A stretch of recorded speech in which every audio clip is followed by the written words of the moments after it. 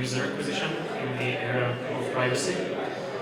Briefly introducing myself, my name is Janusz. I'm fortunate to be with a company called Cybo, the makers of Subway Surfers, and have been fortunate enough to be in the space for the companies, large and small, mostly working in the economy. In terms of Cybo, as you probably know, Subway Surfers is one of the most well-known mobile games, casual games of the era. This year we are celebrating 13 years of operations, which is quite an achievement. And again, historically, well over 4 million users have had the chance to play our games. Today, in terms of privacy, I would like to start first with a couple of fundamentals. I'm not expecting to say something notably new. I'm expecting that this will help to maybe clarify some of the basic terminologies in terms of fundamentals.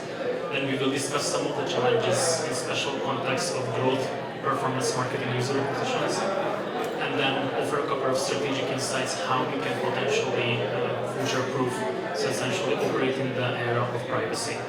A couple of examples throughout the presentation will be shared about how we operate at Cybo and Subway Surfers. Starting out with the fundamentals. So first, in terms of the basics, privacy, as we all know, is a fundamental human rights. When it gets to privacy in the special context of marketing, I believe there are 3 key questions that we need to understand and answer. The first one is, of course, what constitutes personal data? How is this data processed? And then last but not least, what are the specific user rights that we need to ensure to remain intact? In terms of personal data, I believe, as you probably know, of course, notwithstanding the obvious, the name, the email address, device identifiers, advertising identifiers under the jurisdictions are now also considered as a personal data point, so therefore they deserve a level of protection that is deemed necessary for that. In terms of the processing of this information, of course, we can distinguish between 3 key steps. The first one being how do we capture these data points. The second being how is the data transferred between the different tools and systems that we are leveraging. And of course, last but not least, how we are storing the data, how we are essentially providing the opportunity for that. In terms of the user rights, specifically to each of these activities, when we talk about capturing the information, of course, the users need to be aware of what data points are being captured. This is something that you can probably see in the app stores on the different privacy labels, what kind of information the apps or the games will be collecting. The second point, key critical point that are safeguarded by the different regulations, is of course the choice. The users need to have the choice to whether they want to opt in or opt out from a specific point.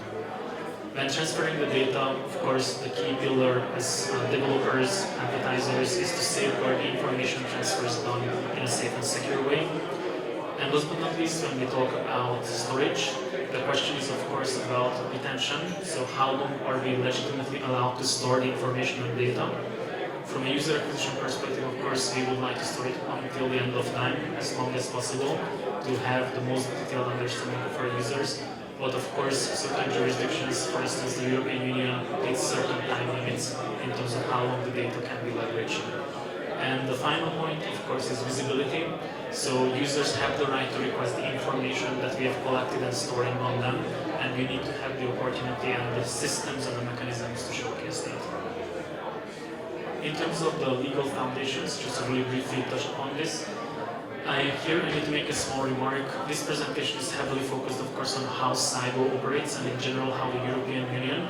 Some of the laws and regulations might not be applicable depending on the jurisdictions that you are serving your customers and users in. So in terms of the key landmark legislation pieces, I believe the top one from the United States is fairly well known. The Privacy Directive, the GDPR, which was one of the largest waves coming in 2016. And then from our perspective, there is a complementary specifically for games that are targeting younger demographics. The Children's Code from the United Kingdom has been quite a pivotal piece of legislation. Of course, the question is how does it impact our growth operations? First and foremost, consent requirements. Consent requirements mean that again, there is usually a prior consent needed for processing the data basis for marketing and advertising purposes. From a very simple perspective, that usually means an additional step in the onboarding according for a couple of decencies to tick, and of course that's potentially impacting how other campaign performances will be working. Appropriate record keeping, as mentioned, the data needs to be stored, recorded, and again, upon request by the data subjects, we need to be able to fully disclose it. And of course, this means advanced database operations and customer support operations will be needed. Last but not least, again, the right to opt out. So the users have the choice to decide whether they would like to share their information or not, and how this would be essentially treated subsequently. Here, of course, the biggest headaches I believe most of marketers, growth marketers, performance marketers have been facing is the measurement and inaccuracies discloses. The most obvious example, of course, is the ATT prompt, as we all know. Once players opt out, we don't have the full information on that part. In terms of the platforms, I would like to really make a very short historical brief overview and a small remark that I will not go and discussing in detail either the iOS SPDAM network or the Android Privacy Sandbox. Both of those topics, I would say, almost warrant a full day workshop in a sense on that part, but just a little bit understand how historically we went through. In the beginning, when I at least started my career, we were using a lot the hardware manufacturer, the device identifiers that were literally tied to the very specific dimensions of the product. Then came the era of advertising IDs. Most of the platforms have built and provided quite extensive tools, the Google Advertising Identifier, IDFA from the Apple side. And again, these were tools and systems that were already built with privacy in mind. Having said that, over the extended period of time of their usage, the regulators found that they're not quite compliant with their original sentiment. And currently, we are just in the brink of entering the privacy-centric era, where we see again the ID-less approaches. Let it be talking about the platform operators taking over the attributions, the key processes, like the SKA network framework, or eventually the Android Privacy Sandbox that is literally in the phase of rolling out. Again, I will not go into discussing in detail how the two systems work. If there would be any questions related to that later, I would be happy to answer very, very briefly. But again, they are a little bit more complex. Now, understanding all these complexities and all these kind of foundational building blocks, of course, let's have a look at what would be the key challenges, the key hurdles. So in terms of privacy and user acquisition, of course, we have two little bit opposing ends of the spectrum. On one hand, of course, the privacy. As being human beings, we all establish and would like to have a delicate protection of our personal data. We want to make sure that we are again safeguarding vulnerable segments like children. And of course, transparency on how our data is used is well appreciated. From a growth perspective, of course, this does pose a little bit of a difficulty because we would like to measure as precisely as possible. The more precise we can measure and optimize our activities, the better we can serve our users and our players. Creative learnings, which is one of the most manual way of understanding, of course, is unfortunately diminishing. And last but not least, the general audience management practices needed to be revised and reviewed, given that very fine-grained segmentation of very small microsegments might have been deemed inappropriate from a regulatory perspective. So then the question is, of course, how to coexist. And this is where we are a little bit approaching the privacy-conscious advertising era. It's humane in the sense that, again, we are focusing on the different privacy steps. We are trying to use the information that is essential for our operations as opposed to opportunistically collect each and every data point that we would be able to do so, and trying to have a proactive attitude towards innovation and how we can safeguard these privacy segments. On the performance side, as we know and as you might have heard in some of the previous talks, a little bit stepping beyond just pure measurement, purely direct attribution.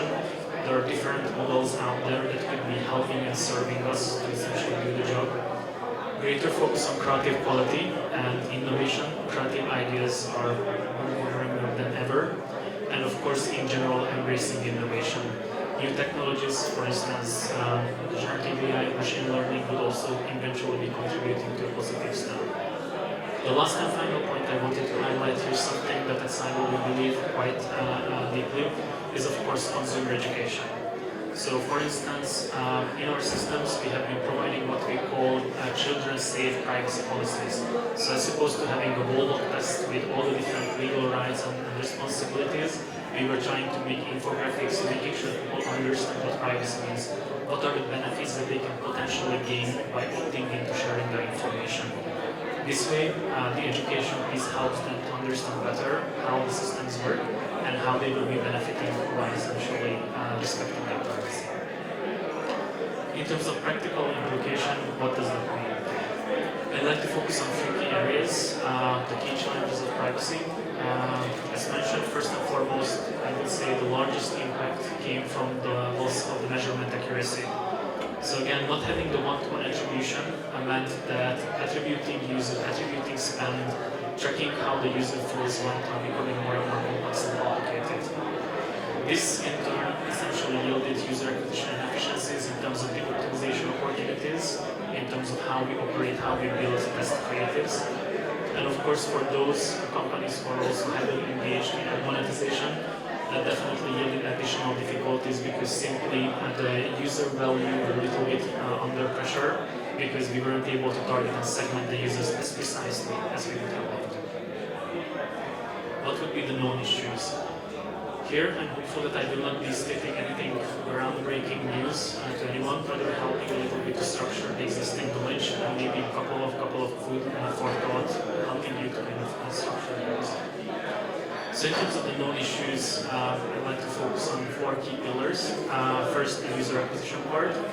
Attribution reconciliation takes way more time and effort than ever before. I believe in some of our earlier talks when we were talking about the publisher services and how they can help and benefit.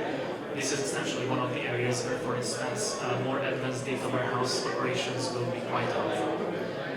Additionally, of course, there are delays. For instance, on the SKAdNet network with different timers. That means that the real-time data flows that are the underpinning some of our operations are no longer automated. And last but not least, you probably know if you're running some user acquisition campaigns at certain channels, certain activities, you're limited in terms of how many campaigns you can use. You need to restructure your campaign operations. Second building block would be evolving around creatives.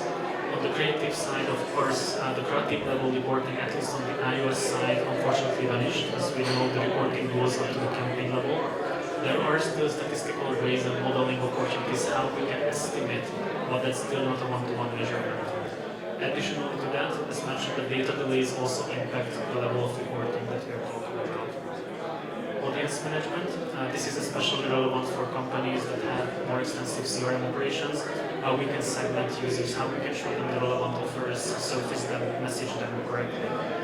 Here, of course, a lot of shift has happened towards establishing the first market data connections. I believe you yourself have seen this industry change. More and more games and apps are now having their individual logins, your user accounts, or eventually using some of the systems provided by the platforms. And again, especially when dealing with third-party partners and vendors, how we are able to share and disclose some of the information about these segments is also, of course, regulated. As a final point, on the ad monetization side, as mentioned before, since the segmentation and the bidding was not as well optimized as it used to be before, that definitely put an additional pressure on the CPM rates in terms of what the earning potential was. And again, in turn, this yielded inefficient ad serving. I believe there are very well documented case studies on how contextual advertising, for instance, can eventually have a helping hand. But in a sense, the very fine-grained programmatic systems that we used to see in the past, they are transforming for the time being to accommodate the privacy changes. Knowing these key changes and these key challenges, I would a little bit like to review what could be a potential opportunity to be considered in terms of future growth for our growth. So in terms of possible solutions, focusing on the same four pillars. On the user acquisition side, I believe it's very straightforward. So on the Apple side, the SKAdNet network was the way to go. Essentially, there are multiple options. As we all know, there could be certain probabilistic attributions and different type of statistical methods also to deploy. Here, I do need to make a very important call out that according to the legal regulators, of course, those are more or less in the gray or the dark zone areas. So in terms of longer-term sustainability, we expect that there will be increased scrutiny coming towards these areas. Grouping of campaigns, restructuring to essentially collect more data points in a more standardized way was many companies have been adopting that. And last but not least, you are probably familiar from the good old TV advertising spaces and more the above-the-line communications. The medium mix modelings are now having essentially a second spring in terms of how it could be used and leveraged specifically for performance marketing and supporting and understanding better performance marketing activities. For the creative operations, as we know, quite a large shift has happened that most of the experimentation went over to the Android side. Of course, that's a relatively simple and good solution, as long as that one is available for us. In terms of the additional creative operations, I believe from historic knowledge and also market benchmarking, we can know things what we call the segment iterations, and that seemed to have helped quite substantially in terms of trying to find what would be iterations and optimizations of creatives that would help. And of course, the final piece that I always tell, at least how we've been approaching it, both at Saigo and some of my prior companies, the spectrum of creatives became more and more valuable. Of course, ultimately we might understand the actual profitability of the individual creatives, but given the measurement inaccuracies, the spectrum provides us a relatively good proxy towards the performance. The reasoning being fairly simple: if there's a creative that is spending a lot, and we are not closing it as advertisers because we see that it is still yielding the good positive return on ad spend and the good cohorts, then of course, if the ad networks see that it performs the same way, they will also keep allocating more and more impressions and spam to it. Should either of these conditions not be met, so either we would not see the profitability coming from the user cohorts, or the ad networks would see that their ad serving is becoming not as efficient and essentially losing efficiency, they would themselves start to deprioritize and move that. So that would be maybe one practical tip for it. In terms of audience management, as mentioned, leveraging the first-party data, I think in a safe and sound way is becoming quite a big building block. Focusing on the early signals, so trying to understand in the user journey, how players behave. I believe there will be probably separate talks on how the first-time user experience is impactful and critical for the success of a game or for any application. But we've seen that again, that has become definitely under more pressure. And last but not least, I know that some practices are focusing on on-device operations. So that means that instead of collecting raw data points, sending it to a server, processing it, and sending the information back, some of the basic processes are essentially happening in very controlled private environments inside the device of the user. For the ad monetization, segmentation, opt-in, opt-out, I believe that's a relatively low-hanging fruit, and most of you probably are doing it. In terms of contextual ad placements, so focusing on how we can essentially leverage and better understand those points. And as the final point, especially at Saigo, we've been focusing a lot on brand collaborations and brand placements, trying to identify how we can essentially compare and foster success on the basis of that. This would be, in a high-level nutshell, the key headaches, I believe. I see a fair few people nodding, so I'm hopeful that these headaches have been visible and understood by a couple of the audience members here, and hopefully maybe some of these guiding points would help. Now I would like to showcase how we essentially dealt specifically with some of these challenges at Saigo. First, as a bit of context to understand where Saigo stands. So from a historic perspective, we were fortunate enough to reach over 4 billion downloads across the globe. Our audience is a very diversified audience, with including quite a large share of, as you mentioned, younger demographics, children. And of course, we wanted to make sure that we safeguard them the best we can.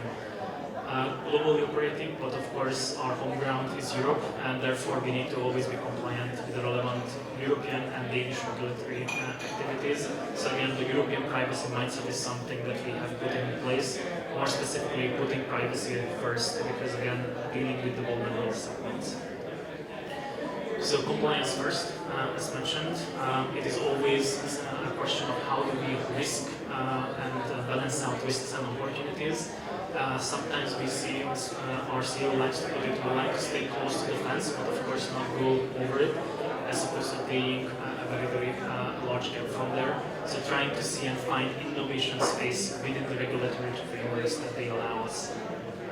And in terms of the concrete tangible practices, one of which I will be showing an example in a moment. So we built the systems, the internal tooling with privacy first approach in mind. So as you will be able to see, whenever we implement a new system, a new vendor, they go through, of course, an extensive vetting process, but then we have the systematic checks and balances in place from a system perspective to limit the human errors. In terms of the processes, we wanted to make sure, of course, that we leverage all the best practice of the industry that we know, and we try to essentially build based on the standard privacy elements. And as mentioned, always innovating within the space of the privacy limitations. So now for the concrete example, I would like to showcase how, for instance, our cross-promotion system works in terms of the privacy considerations. For that, specifically the audience management builder. So here we consider 3 key building blocks of building this system in-house. What were the key privacy considerations? So when is cross-promotion treated, how it is interacting with our data points, how it is essentially considering the relevant legal requirements. Technological enforcement, so as said, certain options depending on the audience choices and the segments that we're trying to target is not even technically allowed to us.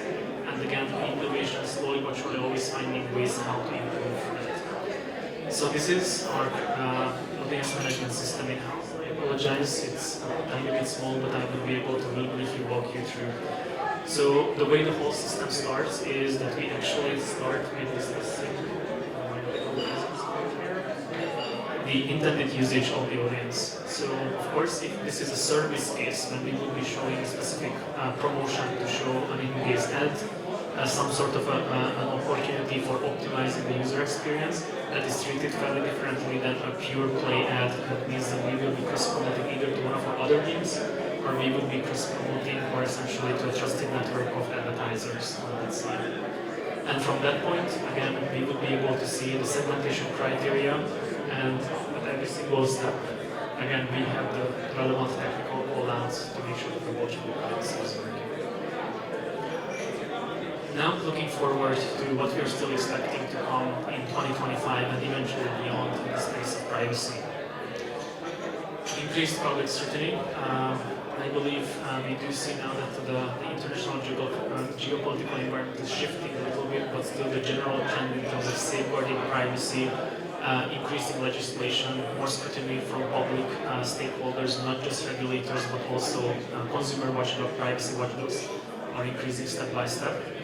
The technological changes, so again, privacy-focused solutions are increasing. I believe there are actually a couple of interesting vendors in the space here. And again, the new frontiers in terms of first-party data usage, generative AI, these points will all be helping us to better understand and navigate the future. The growth practices, we still continue to again look towards balancing the risks and the opportunities and trying to make sure that the learning costs are as low as possible. Whenever it gets to topics like this, of course, investment is still needed. Investment is the way to get learnings and get through that, but it is still important to keep in mind that ultimately we are responsible for driving growth, so too much learning and experimentation might have a cost of that. And last but not least, unlocking innovation, we need to make sure that again we find what would be the dominant design, how the systems will eventually be operating. Currently, as far as I'm aware, but maybe someone will be able to correct me, there is not yet a well-known dominant design, so a well-known industry accepted standard. As we see, Apple adopted one approach, Google is adopting a different approach with the privacy sandbox, so the dominant design in terms of technical setup, how it will be going, is still to be seen. And the final point, of course, this is a recurring scheme, so all the different stakeholders are interacting with one another. And this is how we will be seeing the future going into 2020. To sum up, just again a couple of strategic takeaways in terms of what to take home and maybe think about. So when it comes to privacy should be always in sight. Again, it is increasing from scrutiny of stakeholders, to regulators, to individual players and consumers. Be aware of the challenges, find solutions that are helping to cope with them in a privacy-centric manner.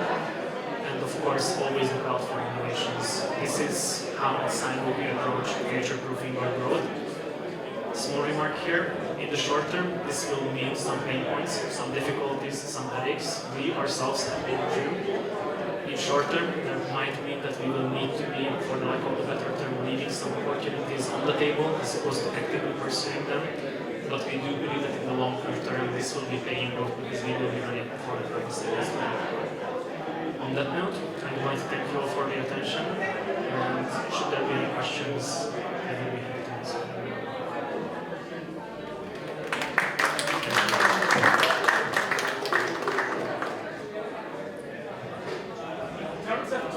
monetization, you have something like AI related, which you can insight and provide to others, or you do it more inside develop yourself?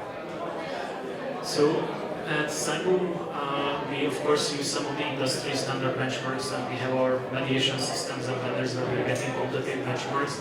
But ultimately, when it gets to specifically the privacy enforcement in the context of ad monetization, we try to retain control over it. Because again, due to the regulatory pressure, in the eye of the regulator, you are the person responsible for that. So there is an amount of shared responsibility you can pass on to your third-party trusted strategic partners, but ultimately the enforcement is your sole responsibility as a developer.